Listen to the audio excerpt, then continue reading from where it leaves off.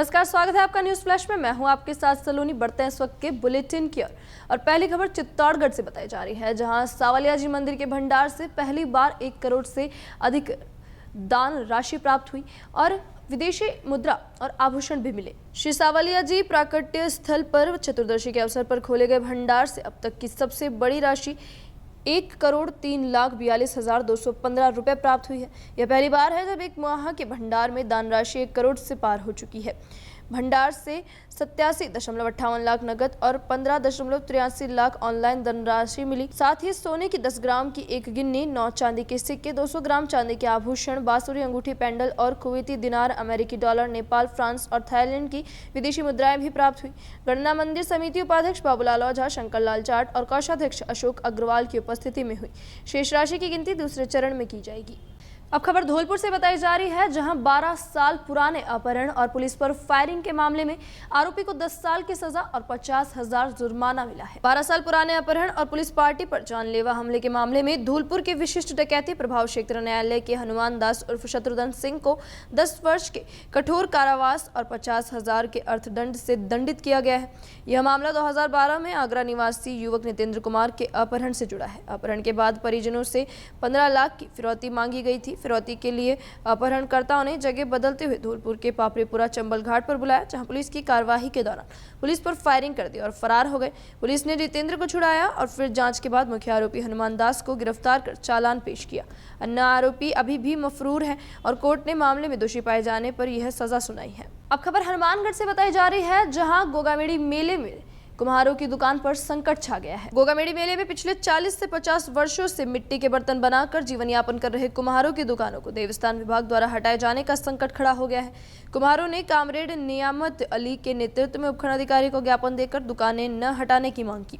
उनका कहना है कि उन्होंने मेले के लिए लाखों का माल तैयार कर रखा है और दुकान हटने से भारी नुकसान और रोजगार छिन सकता है। कुम्हारों ने मांग की है कि या तो वर्तमान स्थान पर दुकान किराए पर दी जाए या पास की खाली भूमि पर दुकानें लगाने की अनुमति मिले। देवस्थान विभाग द्वारा अलग अलग दुकानों की बोलियां की जाती है, लेकिन मिट्टी के बर्तन बनाने वाले कुम्हार अपने पक्के बर्तन गोगामेड़ी में बेचते हैं।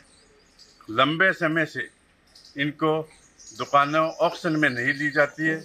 इनको रियायती दर पर इनको अलॉट की हुई दुकानें हैं वो इनको दी जाती है, ताकि ये अपना गुजारा कर सके। और कुटीर उद्योग के अंदर आयुक्त द्वारा, कलेक्टर द्वारा इनको इन दुकानों से, इनकी आय से इनका परिवार का लालन पालन होता है। और अब ऑक्शन के अंदर इन दुकानों को न लेना और इनको वहाँ गोगामेड़ी देवस्थान विभाग के जो कर्मचारी है वो इनको अल्टीमेटम दे रहे हैं कि आपको ये दुकानें खाली करनी पड़ेगी, आपको अपने घर जाना पड़ेगा। अगर ये लोग वहाँ से इनकी दुकानें अगर हटा दी जाती है तो गरीब आदमी है, मिट्टी का बर्तन करते हैं, काम करते हैं, इनके बच्चों का लालन पालन होना बड़ा मुश्किल हो जाएगा। इस महंगाई के अंदर इनके छोटे छोटे बच्चे जो इनके मजदूरी से वो अपना गुजारा करते हैं, तो हम एसडीएम साहब को कलेक्टर के नाम से मार्फत एसडीएम को एक ज्ञापन दिया है कि समय रहते इनकी बात को जायज़ समझते हुए इनकी बात को माना जाए और जिस तरीके से पहले इनको दुकानें दी जाती थी उसी तरीके से उनको वही दुकानें आवंटन रखी जाए। अब खबर फिर हनुमानगढ़ से बताई जा रही है, जहां समाज सेवी माडूराम गौदारा ने थालडका गौशाला में 2 बीघा भूमि दान की। हनुमानगढ़ के थालडका गांव की महर्षि दयानंद गौशाला सेवा समिति को आज एक बड़ा दान मिला। गांव के भामाशाह और समाज सेवी माडूराम गौदारा ने गौशाला के लिए 2 बीघा जमीन दान की। इस मौके पर माडूराम गौदारा ने बताया कि उन्होंने अपनी इच्छा और अपनी पत्नी के सहयोग से यह भूमि दान की है। उन्होंने कहा कि हिंदू धर्म में गाय के लिए किया गया दान सबसे श्रेष्ठ माना जाता है, इसलिए उन्होंने यह कदम उठाया। गौशाला अध्यक्ष भूप सिंह सहारण ने इसे गौशाला के लिए बहुत बड़ा और खुशी का दिन बताया। उन्होंने कहा कि भूमि दान, गौदान और कन्यादान हिंदू धर्म के सबसे बड़े दान माने जाते हैं।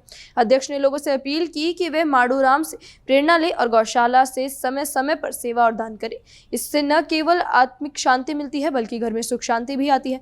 कार्यक्रम के अंत में अध्यक्ष भूप सिंह सहारण ने सभी का आभार व्यक्त किया। गौशाला समिति थालडका के लिए बहुत बड़ा दिन है आज का दिन, जिसमें माडूराम जी गौदारा ने 2 बीघा भूमि दान दी है, जो लाखों की है।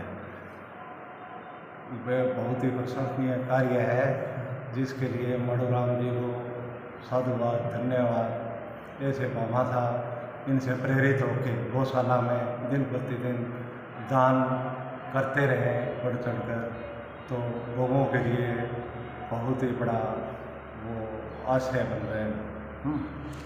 लोगों से क्या अपील है आपकी? लोगों से यही अपील है कि जो देख रहे हैं, सुन रहे हैं, वो गौशाला समिति को दिन प्रतिदिन दान सहयोग देते रहें और गौ माता के लिए जो दान देता है उसका हमें। अब खबर जयपुर से बताई जा रही है, जहां जयपुर ग्रामीण में एक फर्जी प्लॉटिंग का पर्दाफाश किया गया है और करोड़ों की ठगी के एक आरोपी को गिरफ्तार किया गया है। जयपुर ग्रामीण पुलिस ने मौजमाबाद थाना क्षेत्र में फर्जी प्लॉटिंग के बड़े मामले का खुलासा किया है। आरोपी रणवीर शर्मा निवासी मथुरा को गिरफ्तार किया गया है। वह जयपुर के लालकोठी क्षेत्र में रह रहा था। रणवीर ने गोल्डन पार्क स्कीम के नाम पर बिना कानूनी अनुमति के फर्जी कॉलोनी बनाकर लोगों से प्लॉट बेचे। 83 वर्षीय कोमला साहू ने 2019 में प्लॉट खरीदा था, लेकिन न कब्जा मिला न वैध दस्तावेज। पुलिस ने बताया कि आरोपी झूठे कागजों से लोगों को ठगता था। इससे पहले एक और आरोपी पकड़ा जा चुका है। पुलिस अब बाकी गिरोह और अन्य पीड़ितों की तलाश कर रही है। आज दिनांक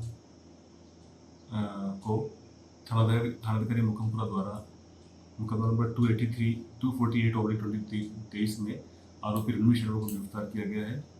ये प्रकरण 2 वर्ष पुराना था। इस प्रकरण में परिवादी कैलाश भार्गव ने यह आरोप लगाया था कि उसने गोल्डन पार्क मेला योजना के अंदर 10 प्लॉट जो कि 5300 वर्गज करीब थे वो खरीदे थे, और वहाँ जाके जब उसने देखा तो वह प्लॉट एक और कागज था। इस पर प्रकरण दर्ज किया गया और इसके अध्यक्ष विषमवर्धन को पूर्व में गिरफ्तार किया जा चुका था। इस तफ्तीश से ये सामने आया कि यह जो गोल्डन पार्क योजना है उसमें बासमदनपुरा गृह निर्माण सहकारी समिति द्वारा ये योजना बनाई गई थी, काटी गई थी। इसमें कई प्लॉटधारियों को अलग अलग प्लॉटधारियों को एक ही प्लॉट के 2 पट्टे दे दिए गए। प्रकरण 2 वर्ष पुराना था और इसमें जो सचिव मंत्री था रणवीर शर्मा, ये मूलतः यूपी का रहने वाला था, उत्तर प्रदेश का, यहाँ से फरार था।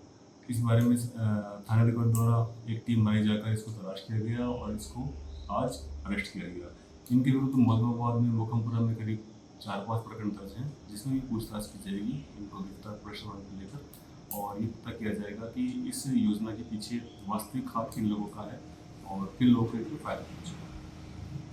दिनांक 19/6/2025 परिवादी सरपंच आनंदलाल कुमार द्वारा प्रार्थना पत्र पेश किया जाता है, जिसके अंदर बताया जाता है कि उन्हें एक लैंडलाइन नंबर से फोन आता है और उन्हें 2 दिन में जान से मारने की धमकी दी जाती है। अतियाती सूचना पर पुलिस द्वारा मुकदमा पंजीबद्ध किया जाता है। मुकदमा पंजीबद्ध करने के बाद में अनुसंधान सामने आता है। जोमनेर और गोविंदगढ़ में दर्ज हत्या के प्रकरणों के मामले के अंदर जेल में चल रहे आरोपी सूरज कुमार तथा मुकेश कुमार तथा पॉपसेट के प्रकरण में आरोपी ओम प्रकाश द्वारा सेंट्रल जेल में अच्छी दोस्ती हो जाती है। इसी दौरान ओम प्रकाश की जमानत होती है। जमानत में बाहर आने के दौरान सेंट्रल जेल से सूरज और मुकेश द्वारा दिनांक 19/6/2025 को ओम प्रकाश को फोन किया जाता है और कहा जाता है कि तू अपने नंबर लैंडलाइन के जो ये हैं ये परिवादी जो कि आनंदलाल कुमार थे उनके ऊपर डाइवर्ट कर दे। आरोपी जो ओम प्रकाश उसके द्वारा यही किया जाता है। कुछ समय बाद वो दोबारा फोन करते हैं, जिसके ऊपर फोन डाइवर्ट होने के कारण जो नंबर है वो आनंदलाल कुमार के ऊपर जाते हैं, जिसके ऊपर उनसे बात होती है और कहा जाता है कि तू 17 लाख रुपए ले ले, वो अपनी जो जमीन है वो हमारे नाम रजिस्ट्री करा दे, अन्यथा तुझे 2 दिन के अंदर हम खत्म कर देंगे। जैसे कि पूर्व में शोकांत कुमार को गोली मार के हत्या करी है, उसी प्रकार तेरी हत्या आदि के ऊपर तीनों आरोपियों को गिरफ्तार किया जा चुका है। अभी तक के लिए इतना ही और खबरों के लिए बने रहिए न्यूज़ फ्लैश के साथ। नमस्कार।